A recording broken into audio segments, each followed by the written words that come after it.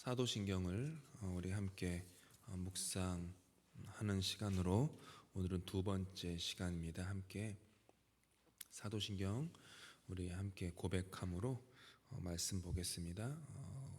외우시는 분들은 외우셔도 되고 또 화면을 보셔도 되겠습니다. 시작. 나는 전능하신 하나님 아버지 천지의 창조주를 믿습니다. 나는 그의 유일하신 아들 우리 주 예수 그리스도를 믿습니다. 그는 성령으로 잉태되어 동정녀 마리아에게 나시고 본도 빌라도에게 고난을 받아 십자가 못 박혀 죽으시고 장사된 지 사흘 만에 죽은 자 가운데서 다시 살아나셨으며 하늘로 오르시어 전능하신 아버지 하나님 우편에 앉아 계시다가 거기로부터 살아있는 자와 죽은 자를 심판하러 오십니다. 나는 성령을 믿으며 거룩한 공교회와 성도의 교제와 죄를 용서받는 것과 몸의 부활과 영생을 믿습니다. 아멘. 두 번째 시간으로 나는 믿습니다라는 내용으로 아침에 사도신경을 묵상하겠습니다. 사도신경 묵상하면서 우리가 외우는 또 이렇게 암송하는 사도신경의 그 의미가 또 기도가 우리 마음 가운데 더욱더 풍성해질 수 있기를 바랍니다. 그래서 기도가 더욱더 새로워지고 우리의 믿음이 더욱더 새로워지면 좋겠습니다. 지난주에 말씀드린 사도신경은 라틴어로 쓰여졌습니다. 원문이 2세기경에 로마 신경이 있었는데 대부분의 이제 성서학자들은 역사학자들도 그렇고요. 2세기의 로마 신경이 이제 사도신경으로 되었다라고 이렇게 받아들여지고 있습니다. 근데 라틴어 한국에서는 이제 전능 예전 이제 보면 전능하사 아니면 이렇게 시작했는데 사도신경의 원문은 이렇게 나는 혹은 전능하사 이렇게 시작하지 않습니다. 사도신경의 원문은요 라틴어에서 크레도 라틴어로 크레도라고 시작해요. 그래서 나는 믿습니다라고 시작해요. 그러니까 나는 믿습니다. 무엇을? 나는 믿습니다. 무엇을? 나는 믿습니다. 무엇을? 이렇게 이 구조로 되어 있어요. 그래서 라틴어로 크레도. 그래서 크레도가 영어로 바뀌어서 크리드가 된 것입니다. 그래서 Apostles' Creed라고 된 거죠. 지난 시간에 말씀드린 대로 니케아 신경이라는 것이 있습니다. 그래서 중세 시대까지도 계속 모든 유럽의 교회에서 예배 때마다 예식 때마다 읽혀지던 신경이 니케아 신경이었는데 그것은 우리가 믿습니다라고 됩니다. 번역을 하면. 근데 이제 사도신경은 나는 믿습니다 이렇게 가죠. 라틴어 크레도는 화면에 보시는 것처럼 마음을 뜻하는 코르, 그 다음에 드립니다라는 것을 뜻하는 도가 이게 합쳐진 단어입니다. 그래서 나의 마음을 드립니다라는 뜻이죠. 그러니까 나는 믿습니다라는 이 고백은 나는 드립니다. 나의 마음을 이거예요. 이것이 사도신경으로 우리의 신앙을 고백합니다라는 그 진정한 의미입니다. 나는 이 신조를 통하여 나의 마음을 주님께 드립니다. 사람은요 어떤 신념을 통하여서 어떤 것에 대하여 지적인 동의를 합니다. 하지만 신앙이라는 것은 지적인 동의를 포함할 뿐만 아니라 그것을 넘어서는 것입니다. 신앙은 우리의 지적인 동의를 하나님께 드릴 뿐만 아니라 우리의 마음도 드리는 겁니다. 우리의 머리만 주님께 드리는 것이 아니라 우리의 마음을 드린다. 그게 신앙이죠. 그래서 우리는 사도신경으로 제가 예배 시작할 때마다 사도신경으로 우리의 신앙을 고백하겠습니다라고 제가 얘기를 하지 사도신경으로 우리의 신념을 고백하겠습니다 얘기하지 않습니다. 신앙을 고백하는 것입니다. 사도신경을 신앙의 고백이다라고 부르는 것은 우리의 그 마음을 전 존재를 우리가 신뢰하는 그분께 드린다라고 하는 그 헌신이 담겨 있는 것이죠. 그래서 나는 믿습니다라는 것이요 많이 흔하게 쓰이는 말이지만 이게 이런 거예요. 나는 네모가 사각형 모양인 것을 믿습니다. 같은 말이에요. 나는 네모가 사각형 모양인 것을 믿습니다. 나는 세모가 삼각형 모양인 것을 믿습니다. 하지만 거기에는 우리의 마음이 요구되지 않습니다. 네모가 사각형이고 세모가 삼각형인 것에는 우리의 마음을 요구하지 않죠. 그래서 그렇지만 사도신경에서 나는 믿습니다라고 하는 고백하는 것은요, 그저 어떤 네모가 사각형인 것을 믿습니다라는 그런 믿음의 차원을 요구하는 것이 아닙니다. 더 넘어서는 것이죠. 마음, 그러니까 신뢰에 대한 것이에요. 신뢰. 나는 그분을 신뢰합니다. 내가 신뢰하는 그분은 전능하신 분입니다. 내가 신뢰하는 그분은 창조의 하나님입니다. 내가 신뢰하는 그분은 아버지입니다. 이런 것이에요. 신뢰라는 것은요, 인격적 관계가 가능한 대상 사이에서만 가능합니다. 나는 이 마이크를 신뢰합니다. 나는 이 강대상을 신뢰합니다. 나는 이 컴퓨터를 신뢰합니다. 우리는 그렇게 말하지 않습니다. 이것들과는 인격적 관계를 맺지 않습니다. 우리는 인격적인 관계를 맺는 그 대상을 향하여서 신뢰합니다 라고 얘기를 하죠. 따라서 크레도라는 말을 통해 우리의 신앙을 고백한다는 것은 우리가 하나님을 신뢰합니다.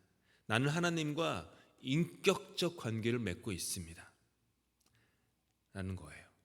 나의 머리만 아니라 나의 가슴으로 나는 하나님을 신뢰합니다. 성자 하나님, 성부 하나님, 성령 하나님을 나는 믿습니다. 그리고 그분께 내 삶을 맡깁니다. 이게 너무 단순한 처음에 사도신경의 첫 단어 나는 믿습니다. 크레도라는 이 말에 담겨 있는 진정한 뜻입니다. 너무 단순한 말이지만 우리의 전 존재를 담은 거예요. 나는 믿습니다. 라틴어로 크레도라고 고백하면서 주님께 나의 모든 것을 드립니다. 나의 전부를 드립니다. 나의 존재를 다 드립니다. 나의 생명을 드립니다. 마음과 뜻과 정성을 다 드립니다. 이것이죠. 한 가지 주목할 것은 이 크레도라고 하는 영어 표현이 영어로 하면 I believe that 라고 얘기하지 않고요. 사도신경 영어 원문에도 보면 I believe in으로 되어 있어요. I believe in. 그래서 한국어 번역에서는 이게 좀 잘 드러나지 않는데 영어권에서는요, 이 사도신경을 공부를 하게 되면 그 의미가 좀 한국 교회랑은 다른 좀 풍성한 의미가 영어권에 있을 수가 있어요. I believe that. 나는 그것을 믿는 게 아니라 나는 그것 안에 있습니다. I believe in 이라고 되어 있어요. in이라는 것이 뭐죠? belonging, 속했다라는 겁니다. I believe in, 속했습니다. 그래서 믿는다라는 것은 단순히 내가 어떤 정보를 믿습니다 라는 뜻이 아니에요. 그걸 넘어서는 거예요. 내가 믿는 그 존재 안에서, 내가 믿는 그 존재 안에 나란 존재가 들어가 있습니다. 나란 존재는 그분 안에서 설명됩니다. 내가 하나님을 믿습니다. I believe in God 이렇게 얘기하면 하나님 안에서 나란 존재가 설명됩니다. 나는 그분께 속해 있습니다. 내가 인격적으로 그분을 의지합니다. 신뢰합니다 라는 것이죠. 어린아이는 정말 어렸을 때는요, 높은 곳에서도요, 그 앞에 그 아버지가 있으면 몸을 맡기고 뛰어내려요. 해보셨을 거예요. 저희 두 아이들도 아주 이제 꼬맹이였을 때 이제 막 조금 서가지고 좀 아장되거나 조금 걷기 시작할 때 침대 위건 혹은 조금 높은데 소파 위에 올라가서 아빠한테 한번 와봐 그러면은요 그냥 거침없이 뛰어내립니다. 근데 좀 이제 크면은 안 뛰어내려요. 무섭죠. 밑에 높이가 좀 보이거든요. 어린아이가 자기 키보다 훨씬 높은 곳에서 아무것도 염려하거나 걱정하지 않고 아버지의 품을 향해 뛰어내린다는 것은 내가 당신을 신뢰합니다. 그것도 전적으로 신뢰합니다. 나는 당신께 속해 있습니다. 라는 거예요. 그 믿음으로 뛰어내리는 것입니다. 크레도, I believe in, 그 뜻이에요. 나는 주님께 속해 있기 때문에 나는 내 몸을 주님께 맡깁니다. 인생에서 중요한 것이 의미라고 생각합니다. 모든 인생에는 고난이 있습니다. 교회를 다니건 교회를 다니지 않건 별로 상관이 없어요. 고난의 현실은.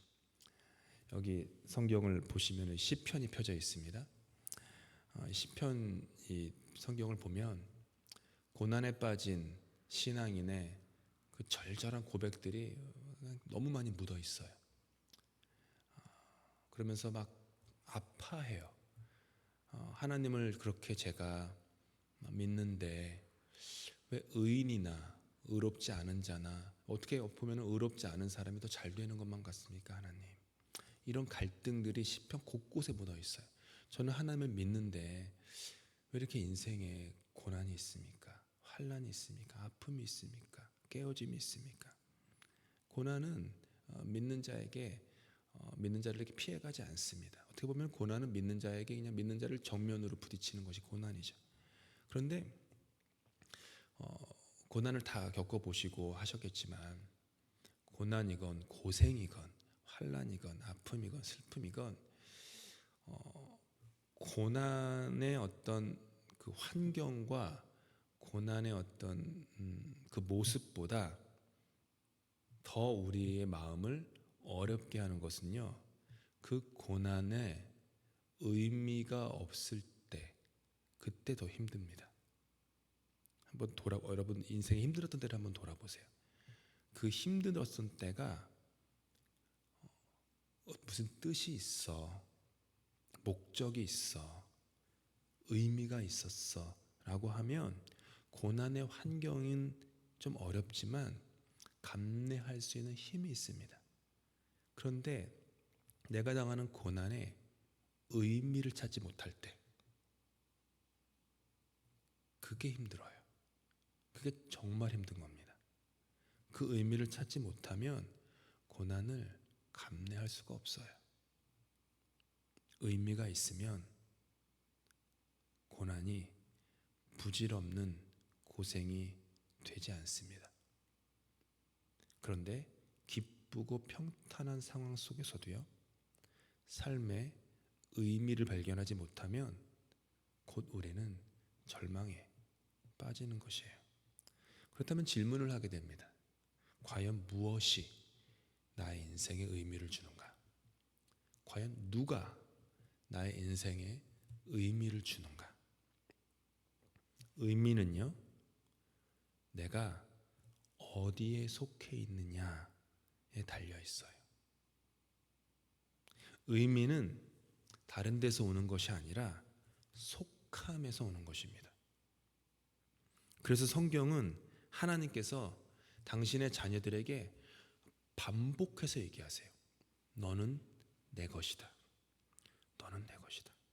제가 요즘 저는 개인 말씀 묵상을 하고 저 영적 그 전 일기에다가 그 매일마다 이렇게 영적 일기를 쓰는데, 요즘 저는 이제 대선지서를 마친 후에 소선지서 이제 어제부터 들어갔습니다. 개인적으로. 그래서 호세아서 2장을 어제는 1장, 오늘은 2장 이렇게 묵상을 하는데, 오늘 새벽에 호세아서 2장을 묵상을 하는데 거기서 하나님이 그러시는 거예요. 내가 너희를 버린다. 내가 너희를 불쌍히 여기지 않겠다.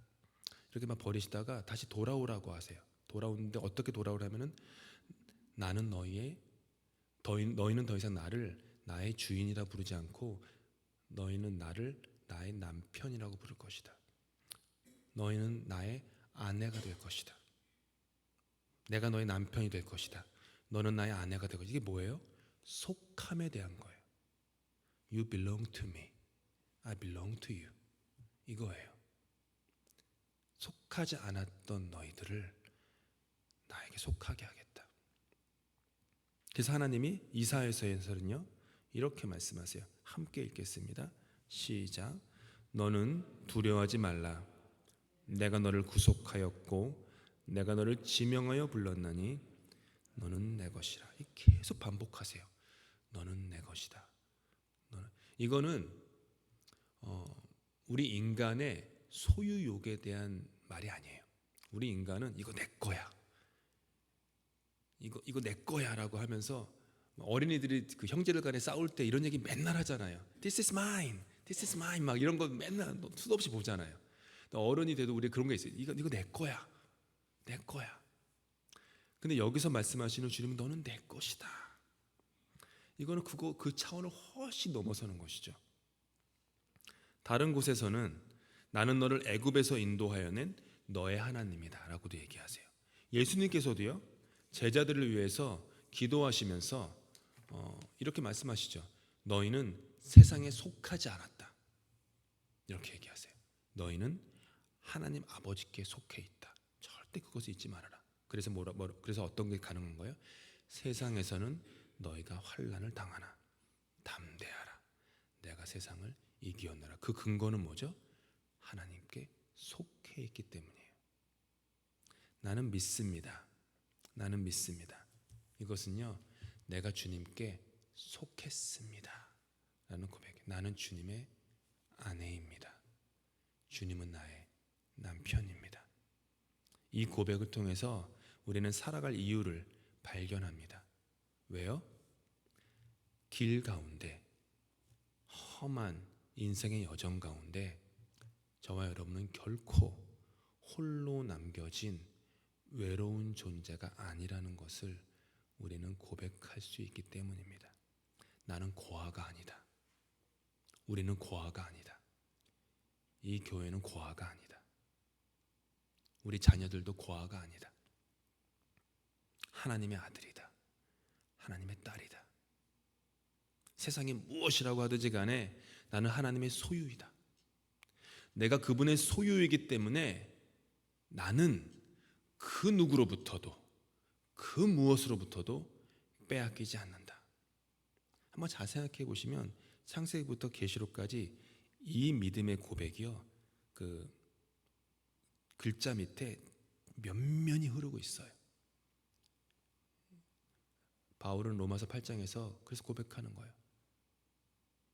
사망이나 높음이나 깊음이나 천사나 그 무엇도 우리를 그리스도 예수 안에 있는 속함이죠.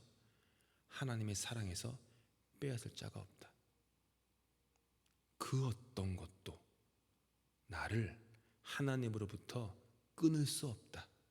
이 고백. 그게 바울이 가졌던 놀라운 신앙의 고백이었어요. 교회를 향한 고백이었어요. 나는 그분의 소유이다.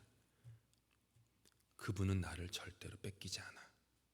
나는 그분 것이야. 내가 연약해도, 내가 말도 안 되게 죄인이어도, 심지어 그런 칠흑 같은 그 어둠, 그 죄도 나를 하나님으로부터 빼앗지 않아. 그래서 믿는 거예요. 그래도 나는 주님께 속해 있습니다. 그리고 그 속함에서 내가 살아가는 삶의 이유, 목적, 즉 의미가 날마다 샘솟는 것이죠. 이와 같은 개인적 고백이 모이고 또 모인 곳이 바로 공동체 교회입니다. 교회는 서로가 교우들 산에 나는 당신께, 당신은 나에게 속해 있습니다 라고 말하지 않습니다. 교회 다니는 나는 하나님께 속해 있습니다. 당신도 하나님께 속해 있습니다. 그래서 우리 모두는 각자 하나님께 속한 존재들로서 여기에 모여 있습니다. 그 얘기예요. 저번에도 얘기했나요? 이렇게 서로 이렇게 바라보는 게 아니라 서로의 얼굴을 바라보는 게 아니라 하나님을 바라보는 거. 나는 A라는 사람은 하나님께 속해 있습니다 고백하고, B라는 사람은 하나님께 속해 있습니다 라고 고백하고, 이때 함께 어울리는 건강한 공동체가 돼. 부부도 그런 것이죠. 아내 된 나는 하나님께 속해 있습니다. 남편 된 나는 하나님께 속해 있습니다. 그래서 우리는 함께 합니다. 이거예요. 근데 서로가 이렇게 해가지고 늘 아내는 남편만 늘 바라보고 남편은 아내만 바라보면 거기에는 뭐 없어요. 그게 실망, 낙심. 아유, 내가 그냥 죽지 못해 살지 그냥 불쌍해가지고 내가 산다 막 이런 막 그러는 거죠. 젊은이들 결혼하기 내가 결혼 상담을 하게 되면 꼭 얘기해줘요. 하나님만 바라보라고. 지금 서로 너무너무 사랑해서 뭐 그냥 세상을 다 가진 것 같죠. 근데 결혼하고 얼마 안 있으면 그러지 않아요. 뭐 신혼 때도 그렇고요. 사실 결혼 전도 그렇죠. 같은 곳을 바라봐야 되는 거예요. 같은 곳. 그때 서로가 서로에게 집착하지 않고 서로가 서로에게 너는 내 것이야 라고 소유권을 주장하지 않고 자유하고 함께 어울리는 그런 공동체가 될 수 있죠. 자녀도 마찬가지입니다. 너는 내 거야. 내 뜻대로 해야 돼. 아빠가 엄마가 써준 공식대로 살아. 이게 맞아. 그러면은요 그 아이를 짓누르게 돼요. 그 아이가 가지고 있는 그 하나님이 그 아이를 독립된 존재로서 지으시고 부모된 남편과 아내에게 어느 기간 동안 맡아서 길러달라는 청지기의 사명을 부과하셨을 뿐인데, 내 소유를 삼게 되면 내가 주장하게 되죠. 근데 그 주장대로 되지 않죠. 점점점 애들이 커지면. 그러면 깨어지는 거예요. 관계가. 하나님께 속해 있기에 우리는 다른 사람을 사랑할 수 있습니다. 그리고 다른 사람으로부터 사랑을 받을 수 있습니다. 아, 저 사람 하나님께 속해 있구나. 하나님의 귀한 존재구나. 그래서 서로가 내가 부족하기 때문에 내 잔이 좀 뭔가 비어있기 때문에 내 잔을 좀 채워주세요 라고 남편이 아내에게, 아내가 남편에게, 부모가 자녀에게 구걸을 하지 않습니다. 함께 살 수 있어요. 서로의 임재를 축복할 수 있습니다. 그리고 용서할 수 있습니다. 용납할 수 있습니다. 하나님이 이런 나도 사랑하시는데, 하나님이 이런 그 사람도 사랑하시는데, 그렇게 우리는 하나님께 속해 있고 또 그 진리를 믿으며 살아가는 것입니다. 사도신경은 참 우리가 습관처럼 아마 지금까지 신앙생활하면서 수백 번이 뭐예요? 수천 번, 수만 번까지는 모르겠어요. 근데 적어도 수천 번, 거의 만 번에 육박할 정도로 외우셨을 거예요. 1만 시간의 법칙이라는 게 있지 않습니까? 어느 분야에서든 사람이 1만 시간, 10,000 hours, 1만 시간을 쓰면 그 분야의 전문가가 될 수 있다. 이런 얘기 있잖아요. 그런데 만약 우리가 사도신경을 1만 번 외웠다면 사도신경이 전문가가 돼야 됩니다. 근데 우리는 잘 그러지 못하죠. 저도 그렇지만 그 의미를 모르기 때문이에요. 사도신경은 심오한 진리가 그 안에 담겨 있습니다. 나는 믿습니다. 크레도. 아무쪼록 우리가 자주 고백하는 이 지난번에 묵상한 주기도문, 또 사도신경, 그러니까 신앙생활하면서 자주 반복하는 내용들 있잖아요. 그 내용들을 다시 깊게 돌아보는 게 되게 유익이 해요. 새로운 것을 자꾸 얻기보다는 반복해서 하는 신앙의 그 리추얼, 그 예식들 있지 않습니까? 그것들을 계속 반복하면서 다시 그 의미를 되새기고 새로워지고 하는 것. 아무쪼록 우리가 고백하는 나는 믿습니다. 전능하신 하나님 아버지, 천지의 창조주를, 이런 고백이 우리 안에 더 깊어져서 하나님을 향한 그 그 사랑의 깨달음이 더욱더 깊어질 수 있기를 예수님의 이름으로 축복합니다. 오늘 이제 예배 마치고 기도하실 때 또 아프신 분들을 위해서 특별히 기도해 주시고 그리고 또 서머 캠프를 위해서 또 기도해 주시고 또 새로 피대 대신 5분의 피대 장로님들 또 위해서도 기도해 주시고 우리 교회 여러 리더십을 위해서 마음을 모아서 기도해 주시고 그 다음에 개인 기도하시다가 내려가셔서 교제하시면 감사하겠습니다. 제가 기도하고 주님께서 가르쳐주신 기도로 예배 마치겠습니다. 하나님, 우리의 신앙을 주님께 고백합니다. 우리의 신념을 넘어 우리의 마음을 주님께 드립니다. 우리는 주님께 속해 있습니다. 주님, 우리가 주님 안에, 주님이 우리 안에 있음으로 말미암아 내 영혼은 언제나 안전합니다. 행여 우리의 시선이 하나님이 아닌 다른 곳, 다른 것, 다른 사람에게 향했었다면 다시 믿음으로 우리의 시선을 오직 주님께만 돌릴 수 있도록 주님 도와주시옵소서. 주님만 바라보며 주님만 의지하며 주님에게서 오는 그 의미를 가지고 우리 인생에 놓인 경주를 믿음으로 인내하며 기쁨으로 감사함으로 기대와 소망으로 지나갈 수 있도록 은혜 베풀어 주시고 이 교회에 속한 예수의 이름에 속한 모든 당신의 권속들 자녀들을 하나님 축복하여 주시옵소서. 함께 주님께서 하신 기도를 예배 마칩니다. 하늘에 계신 우리 아버지, 아버지의 이름을 거룩하게 하시며 아버지 나라가 오게 하시며 아버지의 뜻이 하늘에서와 같이 땅에서도 이루어지게 하소서. 오늘 우리에게 일용할 양식을 주시고 우리가 우리에게 잘못한 사람을 용서하여 준 것 같이 우리 죄를 용서하여 주시고 우리를 시험에 빠지지 않게 하시고 악에서 구하소서. 나라와 권능과 영광이 영원히 아버지의 것입니다. 아멘.